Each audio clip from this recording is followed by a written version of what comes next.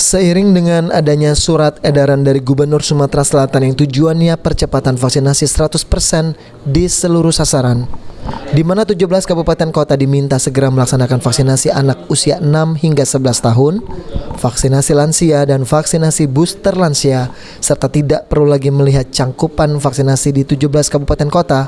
Pihak Dinas Kesehatan Provinsi Sumatera Selatan mencatat perkembangan vaksinasi di Sumsel berkembang signifikan.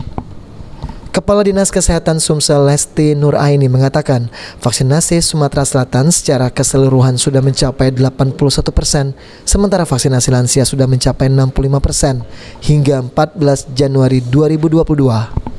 Meski beberapa daerah saat ini vaksinasi lansianya masih belum mencapai 60%, vaksinasi akan dilaksanakan di sektor lain seperti vaksinasi anak dan vaksinasi dewasa secara serentak agar percepatan vaksinasi di Sumatera Selatan dapat berkembang secara signifikan. Anak 6 sampai 11 tahun dan kemudian juga untuk booster lansia dan juga lansia, ya.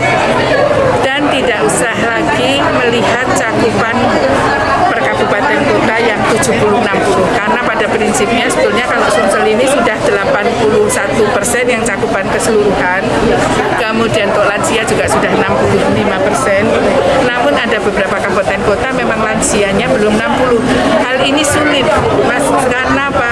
Lansia ini sudah diupayakan dengan berbagai cara sebetulnya, hanya tinggal sedikit seperti Kota Palembang 4%. Kalau kita terlalu menunggu yang lansia, sehingga anak-anak ini malah tidak cepat. Dirinya menambahkan hingga saat ini vaksinasi di Sumsel terus berjalan lancar karena untuk ketersediaan vaksin sudah dalam kategori aman. Sandi Pratama, PAL TV.